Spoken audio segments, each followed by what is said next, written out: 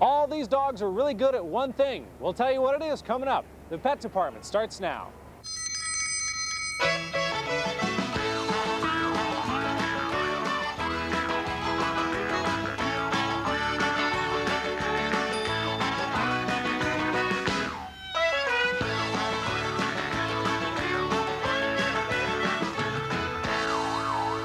Hey everybody, welcome to the Pet Department. I'm Steve Walker, raced inside from outside where we've got a great segment shaping up. And Jack, come here. Come here, say hi to the audience today. This is Jack, my dog that helps me out on every single Pet Department. On today's program, take a look at our road test guest. If I asked you what kind of cat this was, you might say, why, Steve, I think that's a Siamese. You'd be wrong. This is actually the Oriental Shorthair. And yeah, they're sort of cousins of the Siamese, but we'll find out how this breed came about and find out what it takes to own one in our patented Pet Department road test. Also helping us out today is Dr. Larry Cohen. Doc, I've asked you to stop by and talk about a pretty serious subject, but one that affects really a lot of dogs. And I talk about it all the time on the show, right?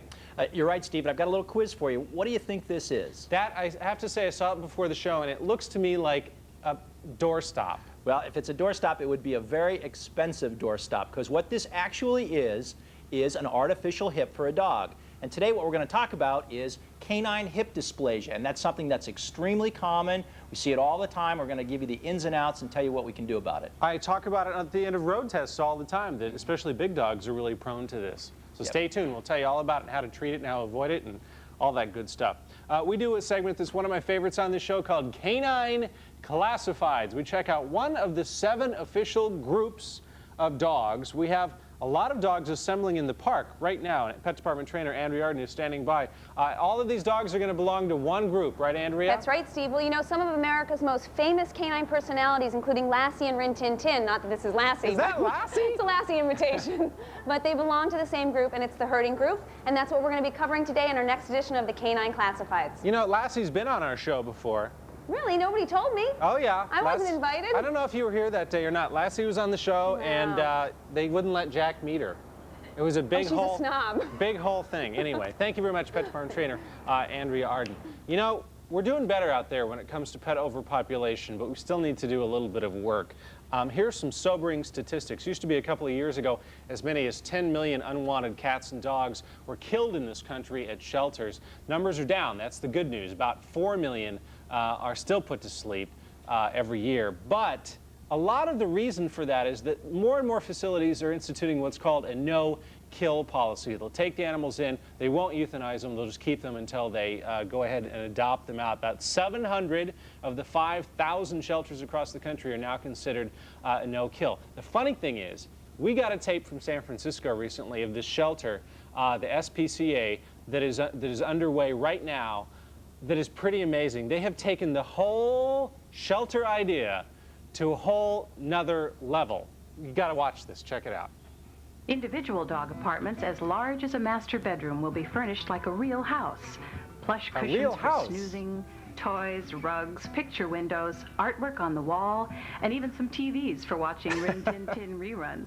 As you stroll along the doggy avenues with names like Snoopy Street and Lassie Lane, you'll see dog apartments with different versions of Victorian and Spanish-style facades, representing typical San Francisco architecture. Terrific. The Maddie Center's new Canine Academy will prepare the dogs for life in a new home, just like college, readying students for the real world. Just like college. Escorted walks outdoors to house-train the dogs prior to placement. Dogs will have use of a special French-designed canine toilette. La Toilette they've got in San Francisco. Can I just say only in San Francisco at this point? Now, I'm making a little bit of fun about the shelter, but the fact of the matter is it's a pretty great place. If you're a dog and you have to be incarcerated, this is where I want to end up, personally. The other great thing is they're doing good work because it's a no-kill facility, and as I said, those are good things. What's the bottom line about this, you might ask, Steve? The bottom line? What's the bottom line about this, Steve? Thank you. Thank you, Larry. A little slow, sorry. It's okay. You're here for me. That's what counts. I was just thinking about how I'd like to live in one of those apartments. What was your favorite part? I think the artwork on the walls was my favorite part. I think the French toilette. La Toilette. All right, so the bottom line is that if you're thinking about getting a pet, we test a lot, road test a lot of different purebred animals here But of course, it's really a good idea to go to the shelters. They have some purebreds there. And always check out a shelter animal first and think about adopting one, because we do have a big problem in this country. All right? Enough of me on my soapbox. Now let's do a Pet Department road test.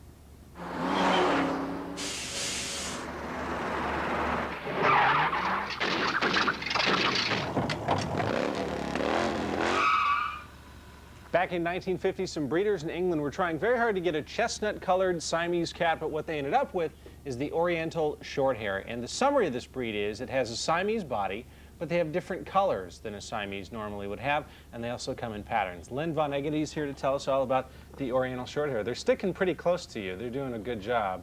Are they people cats in general? Very much so. Look at this one, the black, has got his eyes closed. He's so relaxed right now. That's pretty amazing.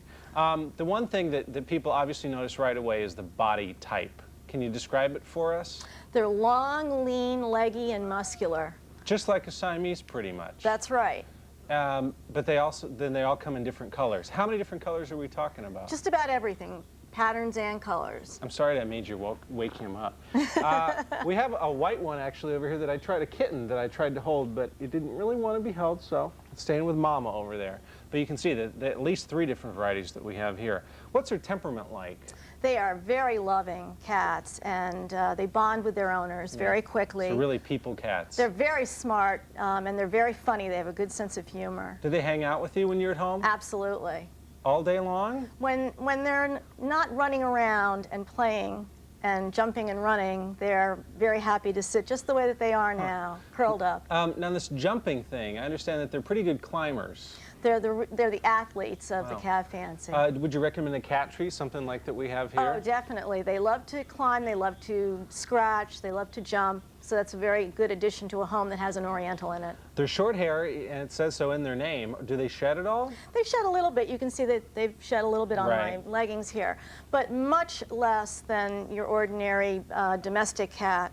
Okay.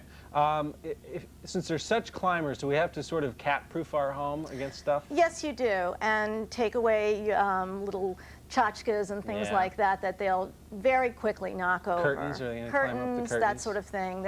Everything's a toy to an Oriental. You know, we've had Siamese on the show before, and they are very vocal. It seems like they never stop sort of meowing. Does this breed carry through that tradition? That's absolutely so. They love to talk. It's too bad that one's not very relaxed. So they do talk a lot. Oh, yes. Do they have a loud voice? They all have different voices. Some can be very loud, and some can have soft, gentle voices. And you said they probably aren't meowing now because there's so much activity around, would you say? They're pretty relaxed. They were meowing and talking before. Okay, how much does it cost to get one of these guys? Well, if you're looking for a pet, that's going to run you between $300 and $400. Mm-hmm. And then show quality would be all the way Show quality up. goes right up. Okay. One interesting thing about these cats is, as many cats are, they're sort of predisposed for some gum disease and some teeth problems. Hi, how are you? Does that mean that you have to give extra special attention toward oral hygiene on these guys? You should look for the gum line to see if that gets red. Okay. And you should definitely have their teeth checked at their annual vet checkup. Do you feed yours more hard food instead of soft? They free feed dried food. Yeah. I imagine that would help keep them clean. It helps. They are kind of clowny, aren't they? Yeah. Let me summarize the Pet Department road test today. It's the Oriental Shorthair. It looks a lot like the Siamese, but it's not. 300 to 400 is what Lynne said. If you're looking to buy one, hook up with a good breeder who's knowledgeable. You can check out the breeding stock, especially the parents. $100, cheap to keep one of these guys. Apartment, sure. Just make sure you sort of cat-proof your apartment. Some gum problems we talked about. Have your teeth checked by a vet. We'll have the cat's teeth checked. You go to a dentist. And 15 to 18 years, which is sort of standard. Fairly new breed, I guess. They've only been around 40, 50 years. No, it's really less than that, more like 20. Really? Mm-hmm. And how popular are they then? They're one of the most popular breeds in the cat fancy. Why do you think that is? They're wonderful personalities. Yeah, and really beautiful shape, too, and colors. All right, Lynne Von Egedy, thanks for bringing in the Oriental Shorthair today. Thank you, Steve. Later on the program, we're going to find out how to avoid one of the most common problems when it comes to dogs. Dr. Larry Cohen with some good advice. Coming up next, though, it's time for Canine Classifieds. Meet some dogs that would love to tell you where to go. Don't go away.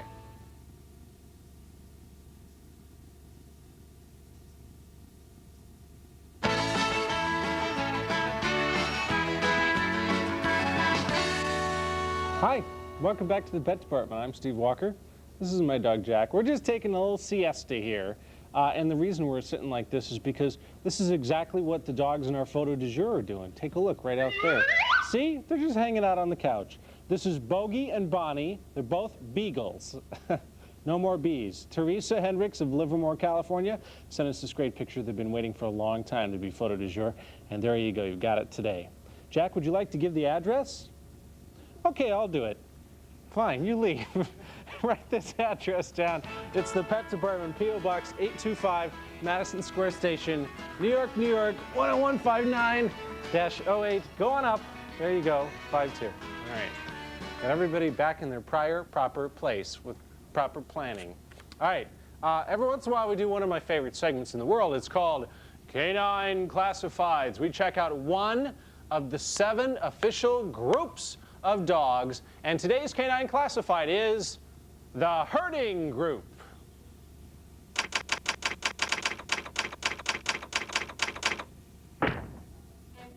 Happy herders, perfect protectors.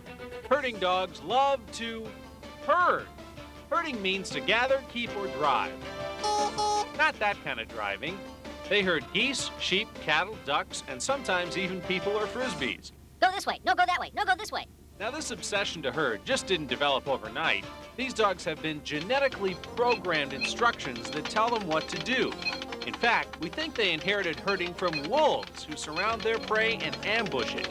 There are about 15 different kinds of herding dogs. The herding dog is today's Canine Classified. And standing by outside in Madison Square Park is Pet Department trainer Andrea Arden with some of the herding dogs. You got a little yuck out of that tape, didn't you? I love those tapes. I really Oh, stop! Okay, so show me one of the herding dogs. Just one of them? Well, start off with the shepherd. Okay. Well, the shepherd is probably the most easily recognizable of the herding dogs. But you know what? I have to say that when I saw that we were going to have a shepherd on, it sort of was like the most obvious thing because even his name, Shepherd, you know, makes sense. That herds sheep. Well, yes, but actually, for a long time, they actually have not really been used to herd. They were used more to guard the flocks and then, of course, to guard people. Right. So it's not so obvious, even though his name makes it obvious. That's right. We do think of them as guard dogs, yeah. definitely. Nowadays, they're used more, as we know, as guide dogs and for search and rescue. They were originally bred to be very steady, very fearless dogs, but they absolutely should not show aggressiveness. And do they... Final truth, he's still free. Now he'll disappear. He isn't hidden by his politics anymore. He's shown us that he's angry. Olivia said you got thrown out. I cheated on Laura. She needs time. I'm sorry, and for ruining your day. We think Titi's police and he was too, so we might have known each other. Alors trouvez l'ouvreur. Je suis sûre que c'est lui qui l'a tué. Said P. Holders to